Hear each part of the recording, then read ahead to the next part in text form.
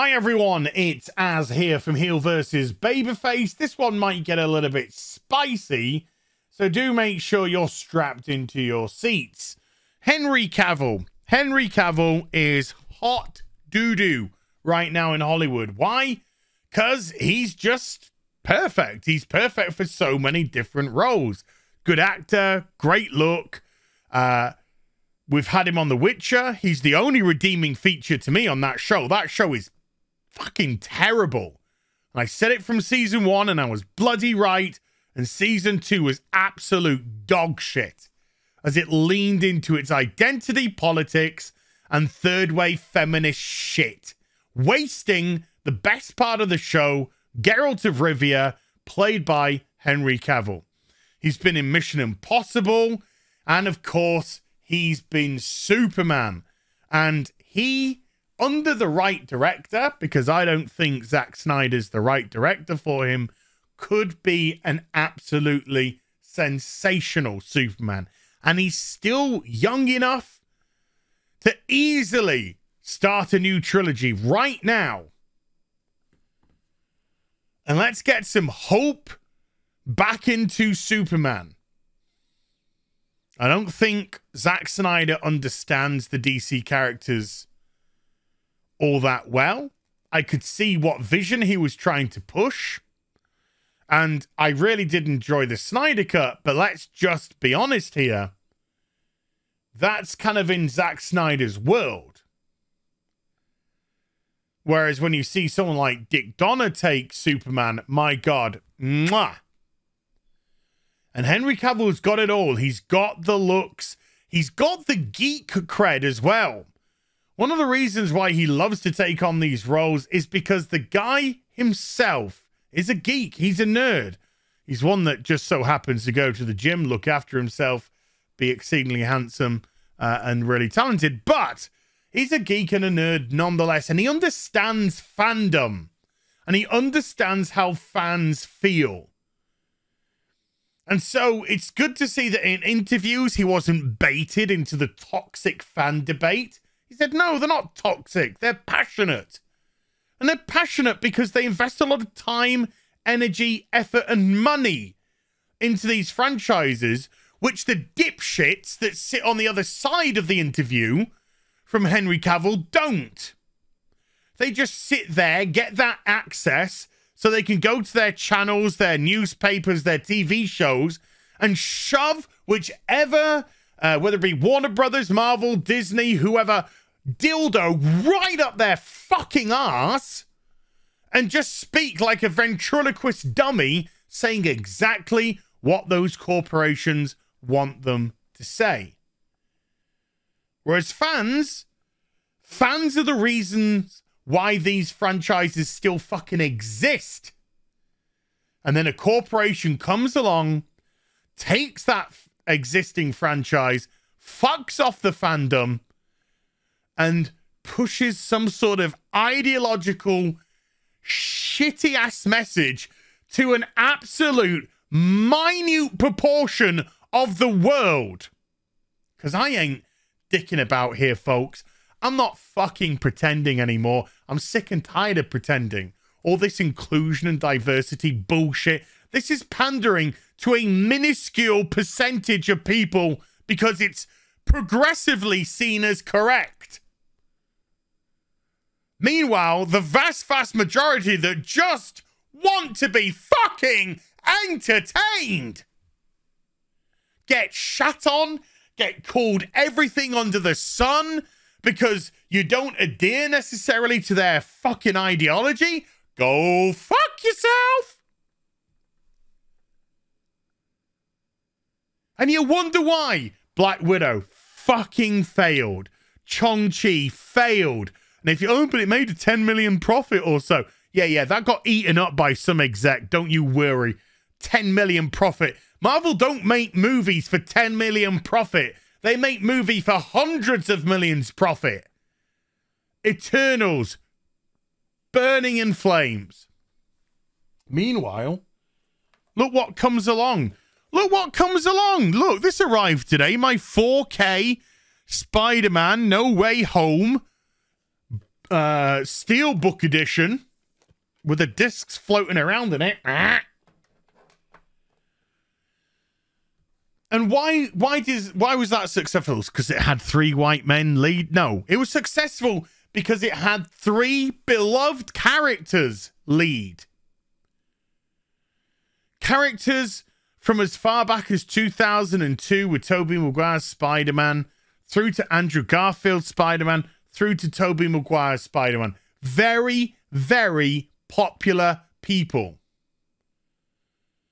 A film that wasn't crammed with ideology or third-wave feminism, and it gave some fan service, and yes, you can say it's pandering, and yes, I think it's an okay film.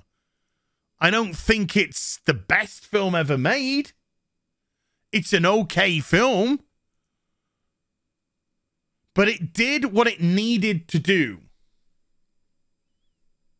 which was get people to sit down and have a good time, and word of mouth would spread and more people would come.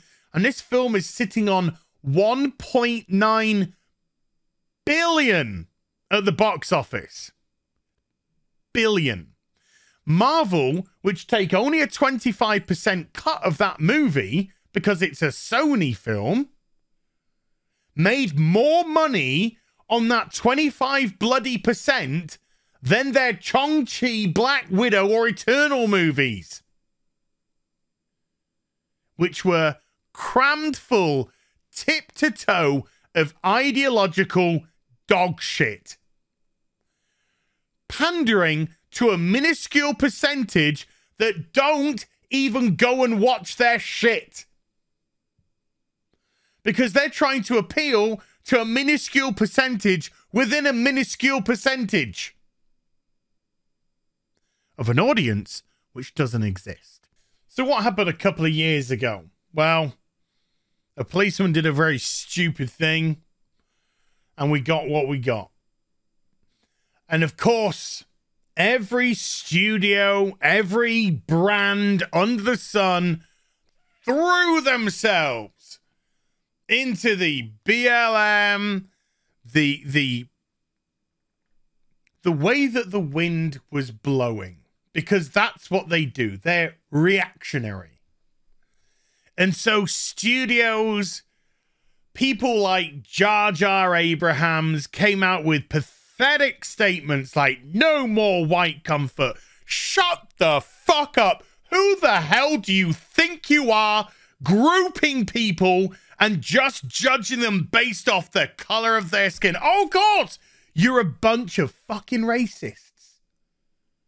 The far left, the very people that hide and, well, champion, we'll get on to hide, champion diversity and inclusion and all this bullshit. They're the biggest racists of the bunch. They hide behind them like shields. The color of people's skin, their religion, their sexual orientation, their gender. It's just marketing to these bitches. You're there to be marketed and used. They don't care about you. The far left is as racist to the core as the alt-right is. And so when this incident happened and everyone was jumping onto the bandwagon and Jar Jar was calling out, no more white comfort. No, you're the one who's got white comfort, mate. You're the freaking multi-millionaire. Not some working man in Birkenhead.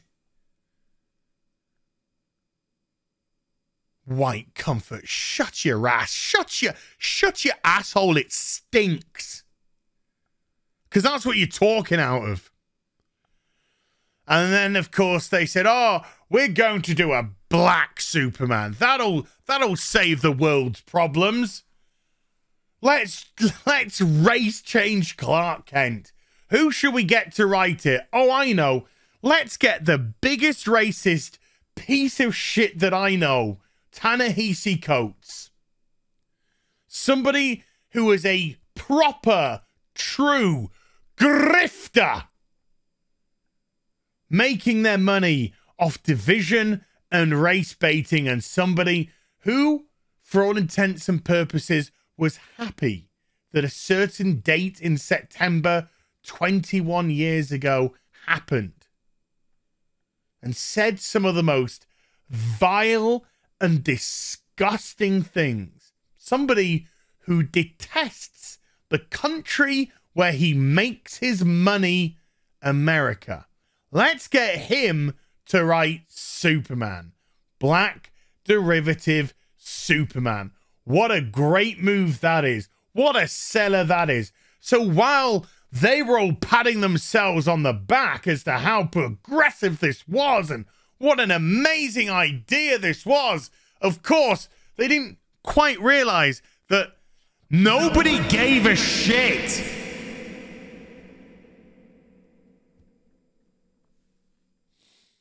Because they were just playing their politic game.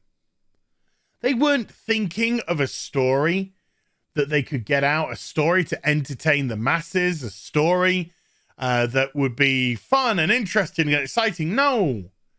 They were thinking of, how do we ideologically push this? How do we cram these politics down people's throats? How do we wag our fingers in the most disgusting place on the planet where the most hideous of things go unnoticed, in the quiet, and covered up? We shall wag our fingers and tell people how to live their lives. Well, surprise, surprise. This article here, bounding into comics. Scoop and Mikey Sutton.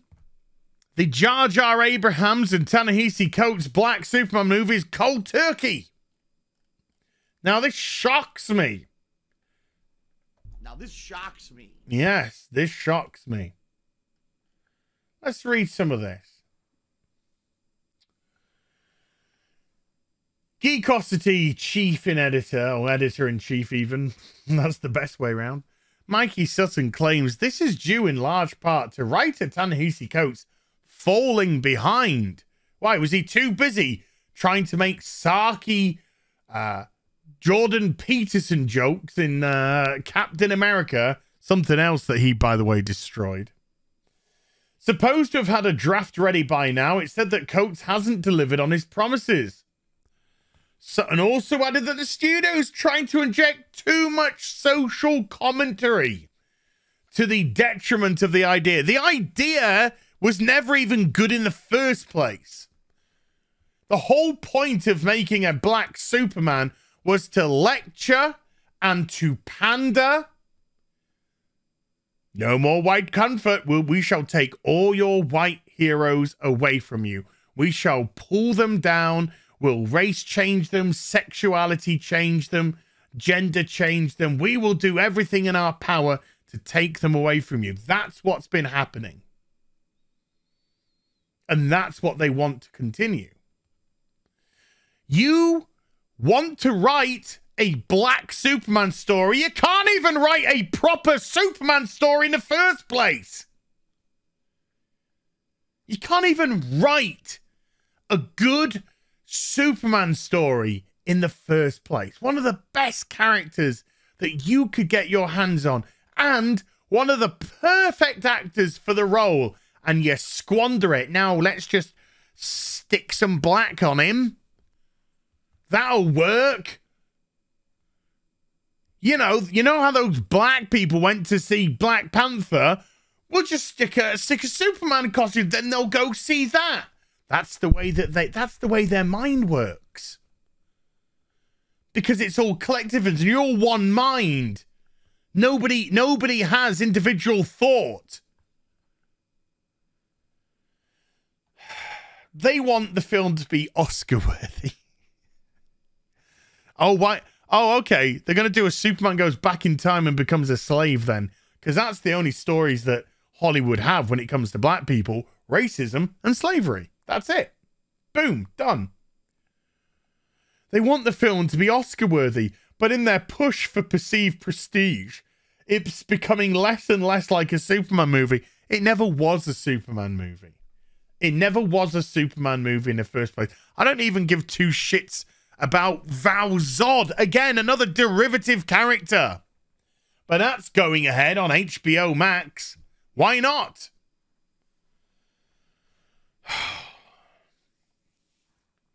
Then there's the problem with gearing it towards kids. Filling kids' heads up with ideological shit. Oh, yeah. With a story thought to be based on the Calvin Ellis version of Superman, a black Kryptonian who became president. Oh man, they think so little. They think so little of black characters, don't they? What is it? Gary says the something of low expectation. Dear God. The fear is it'll go over the heads of the young ones and repel them, Sutton says. I'm an adult and I don't want to see it. I've never wanted to see any of this. Nobody's ever wanted to see any of this shit. The other complication is that Warner Brothers is unsurprisingly ahead of itself with its ambition again. Sutton announced that they're trying to market their BIPOC. What a fucking word that is. Superman before they have a story. They never had a story. So Kel Surprise, Jar Abrams, Jar, the killer of franchises Abrams. His black Superman is dead in the ground because there's nothing there and there never was. It was all a publicity stunt to pander to see which way the wind was going, and now the wind's died down. And so the flames of that fire seem to have been extinguished. What a surprise. I kind of wish they'd make it, because I just want to see that money burn on the screen. Burn. Just like Warner Brothers and DC and all these other wanker companies right now. Hope you enjoyed the vid. If you did, do give it a thumbs up and also subscribe to the channel. Follow me on social media and YouTube for live streaming. Links, they're in the description box down below, and I'll be back with some more stuff very soon. You take care. Bye for now.